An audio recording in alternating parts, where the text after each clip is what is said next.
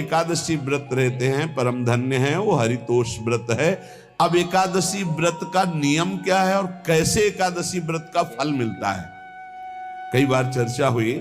बहुत सुंदर शास्त्र प्रमाण के अनुसार श्री सनातन मुनि बोल रहे हैं, जिसे एकादशी रहनी हो और एकादशी का फल प्राप्त करना हो, उसको 3 दिन, एक तो दशमी और एक द्वादशी और फिर बीच में एकादशी, उसको 3 दिन संयम में रहना होता है, तब बीच की एकादशी का उसे फल प्राप्त होता है।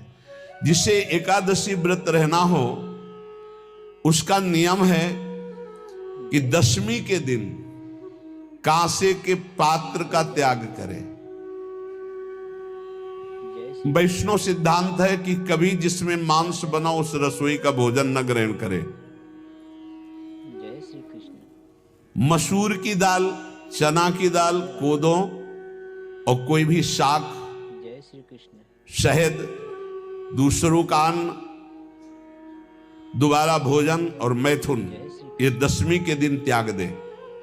एक बार दशमी के दिन भोजन करे 24 घंटे में, क्योंकि एकादशी रहना है। कांसे का पात्र, जिस रसोई में मांस बना उसके भोजन का त्याग, मसूर की दाल, चना, कोदो, शाक, मधु अर्थात शहद और दूसरे के द्वारा दिया हुआ भोजन और दोबारा भोजन और मैथुन क्रिया, इनका दशमी के दिन कभी भी प्रयोग ना करें। इन 10 वस्तुओं से वैष्णव दूर रहे दशमी के दिन।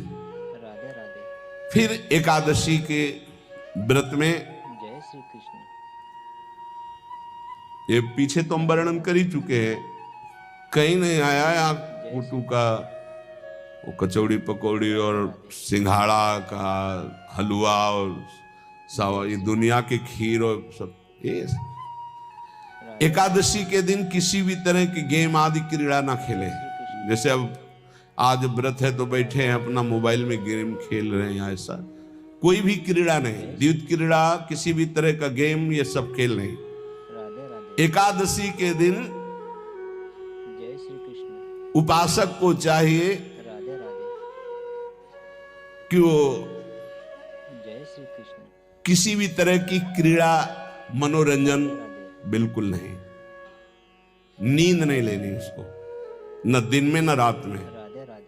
एकादशी व्रत, और प्रायः पुराने महापुरुषों ने ऐसा किया है। रामदास जी डाकोर के रात में जाते थे, रणछोड़ भगवान के यहाँ कीर्तन करते थे जाकर, तभी तो भगवान उनके कीर्तन पर, उनकी भक्ति पर रीझ कर गाड़ी में बैठकर उनके साथ आए थे। पूरी रात जगकर कीर्तन करना, और दिन में तो सोना ही निषेध है। पान खाना निषेध है, एकादशी को बिल्कुल नहीं। जो व्रत रह रहे, वृक्ष से तोड़कर जो दतून की जाती है एकादशी के दिन नहीं। दूसरे की निंदा करना, चर्चा करना नहीं, अर्थात अधिकतर मौन व्रत धारण करे एकादशी के दिन। चुगली करना, कोई चोरी करना, वाणी से, शरीर से, मन से किसी को दुख पहुंचाना, भोग करना, मैथुन करना, किसी के ऊपर गुस्सा करना, झूठ बोलना, एकादशी के दिन ये नहीं करना चाहिए। एकादशी को एक बार कुछ फलाहार शुद्ध, अगर आपके पास कोई व्यवस्था नहीं तो थोड़ा दूध है, जल है, ऐसे आप लेकर, या थोड़ा सा फल ले, थोड़ा सा फल लेकर के प्राण पोषण, एक दिन में मर नहीं जाओगे। कितने तो निर्जला एकादशी रहते हैं, हर एकादशी निर्जला। पूज्य श्री मथुरा दास जी निर्जला ही रहते थे हर एकादशी। चलो भैया, आपकी सामर्थ्य नहीं तो जल 2-4 बार ले लो, एक बार थोड़ा सा दूध और फल ले लो, चल जाएगा काम, प्राणों का पोषण हो जाएगा। ये आचरण न करे, एक बार कुछ आहार ले ले, वो भी शुद्ध भगवद अर्पित प्रसाद। फिर द्वादशी को कांस के पात्र में द्वादशी को भी भोजन न पावे। जिस रसोई में मांस बनाओ उसमें आहार न ले, किसी भी तरह का नशा द्वादशी को न करे, शहद न पाए, तेल के बने पदार्थ न पाए, मिथ्या भाषण न करे और बहुत शरीर का व्यायाम न करे, बहुत थकावट वाले कार्य न करे, दोबारा भोजन न करे, एक बार द्वादशी को भी भोजन पवित्र, मैथुन न करे, जिसका स्पर्श नहीं किया जाता ऐसे पदार्थों का स्पर्श न करे और मसूर की दाल न खाए। द्वादशी को जो इन नियमों का पालन करता है, दशमी द्वादशी ऐसे और एकादशी ऐसे, तब उसे एकादशी व्रत का फल प्राप्त होता है। जय श्री कृष्ण। उपासक को चाहिए आए स्वामी जी स्वामी जी स्वामी जी, बहुत कष्ट में हो। क्या कष्ट है आपको? आप तो महल से उतर रहे हैं, ये किसका है? बोले मेरा ही है। उनका कष्ट क्या है? बोले 4 लड़का है, 4 बहू है, सब खाते पीते हैं, मैं बहुत कष्ट में हूँ, सब कोई अपमान करता है। तुम निकलो फिर बाहर, बाबा जी बनो, भजन करो, भगवान के मार्ग का अनुसरण करो, चौथी अवस्था है। बोले ये तो नहीं हो सकता, रहूंगा तो यही कुछ ऐसा कर दो कि जिससे हमारे बच्चों की बुद्धि बदल जाए, जो हमको पीटते हैं, गाली देते हैं। हमको वो जादू तो हम जानते नहीं, और चल पड़े। और बड़ा अंदर से चिंतन हुआ कि जीव कितना आसक्त है उन्हीं पुत्र परिवार घर में। अब बुढ़ापे का समय है, चौथी अवस्था में अगर घर ही में रह के भजन करो तो झंझट नहीं होगी। जो मिले जैसे मिले जीवन यापन करो, भजन करो, लेकिन प्रभु से मतलब नहीं। तो जितने भी जवान भाई बहन सुन रहे हैं, आप अपने माता पिता को, यहाँ हमारा वेद कहता है मातृदेवो हो, माता भगवान है, पितृदेवो हो, पिता हमारा भगवान है। धर्म के द्वारा कमाए हुए धन से माता पिता की सेवा करो। दूसरे दोषयुक्त कर्मों का कभी आचरण मत करो। यन्यस्माकं सुचरितानि तानि तयो पापाश्यानि नो इतराणि। सुंदर आचरण करो जो महापुरुषों के द्वारा विधान किए गए हैं, पाप आचरण कभी मत करो। हमारे आचरणों में से एक भी ऐसा आचरण नहीं होना चाहिए जो दूसरे को दुखी करके धन संपत्ति लेने वाला हो। वेद कहता है पापाचरण किया और आपको गड्डी पकड़ा दी, आप निर्दोष को दंड दे दिए और दोषी को धन के कारण मुक्त कर दिए। अब आपके परिवार में जो तांडव मचेगा वो झेल नहीं पाओगे, चाहे कोई भी हो। बहुत ध्यान से सुनना, है सत्संग है, ये शास्त्र है। जो अधर्म पूर्वक दूसरे के द्वारा दिए हुए धन से गलत निर्णय करता है, दोषी को मुक्त करता है और निर्दोष को दंड देता है, उसको दुखिया को न सताइए, दुखिया देगा रोए। जब दुखिया के मुखिया सुने तब तेरी गति क्या होए। मर्सिडीज गाड़ी में भून जाओगे भुट्टे की तरह अंदर, कोई सांस लेने की जगह नहीं मिलेगी। कैसे? आगे से गाड़ी में किसी कारण आग लग गई, चलती गाड़ी में। अब आजकल सब रिमोट का सिस्टम होता है, वो तार जल गए जिनसे गेट खोला जाता है। अब गेट लाख लोग हैं आसपास, कोशिश कर रहे हैं, न गेट खुल रहा है न शीशा तोड़ा, भम मचा हुआ है। चीखते हुए अंदर एक एक परिवार का सदस्य भस्म हो रहा है। क्यों?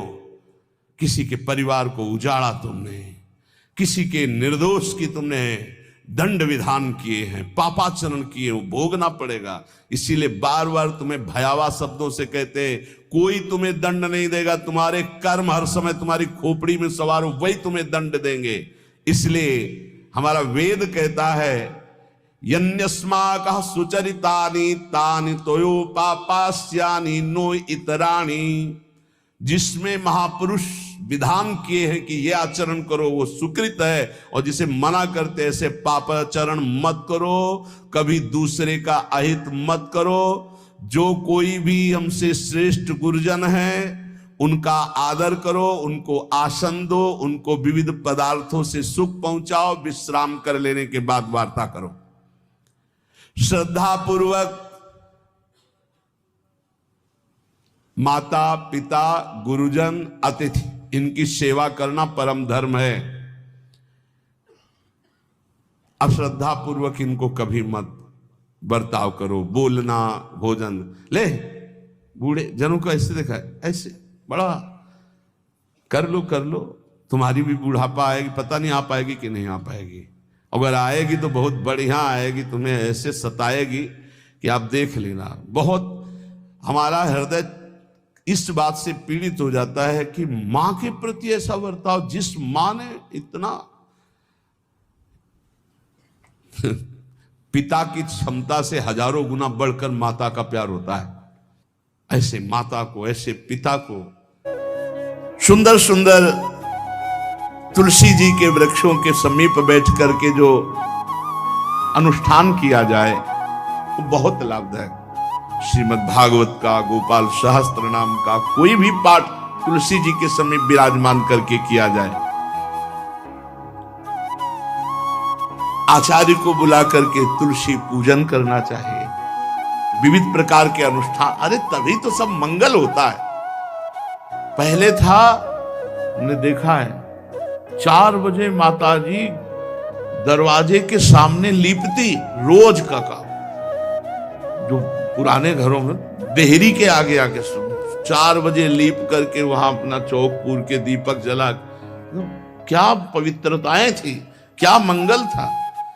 जब किसी को निमंत्रण दिया जाता था सबके पैर धोए जाते थे, सुंदर बिछौना बिछा करके और उसमें बैठकर पत्तल और रज के सकोरा कुल्हड़ ऐसे भोजन पाया। कितना पवित्रता, जो हमारी पूर्व पवित्रता थी, धोती कुर्ता चोटी, पवित्रता। अगर बाहर जा रहे तो पैजामा कुर्ता, ऐसे बहुत पवित्र पोशाकें थी, पवित्र आचरण थे, पवित्र खान पान था। घर में जाओ तो एक पवित्रता है।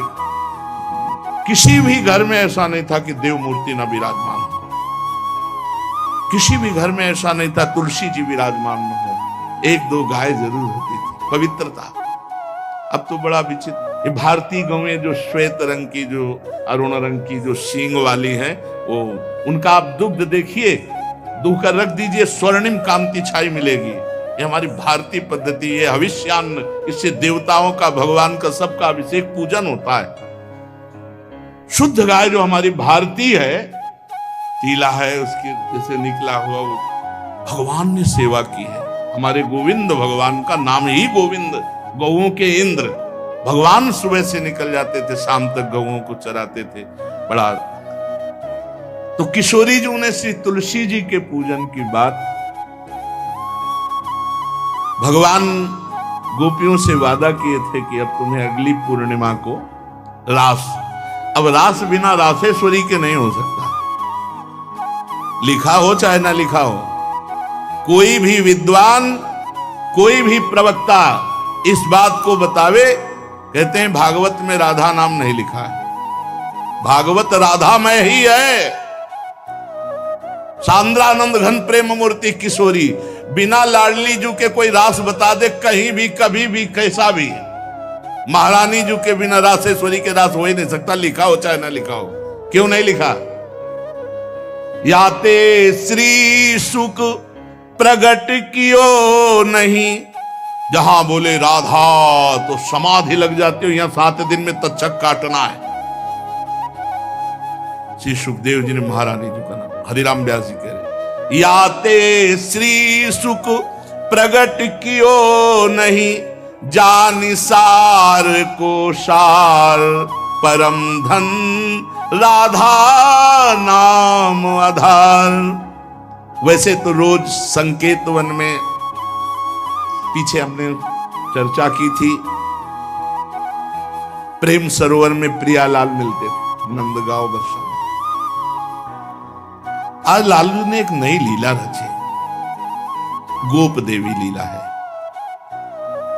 श्री लालजू महाराज प्रियाजू को रास के लिए उन्होंने सोचा एक बार छलिया रूप रख करके महल में प्रवेश करते हैं, देखते हैं लाडली जू पहचानती है कि नहीं, और कितना प्यार लाडली जू करती है।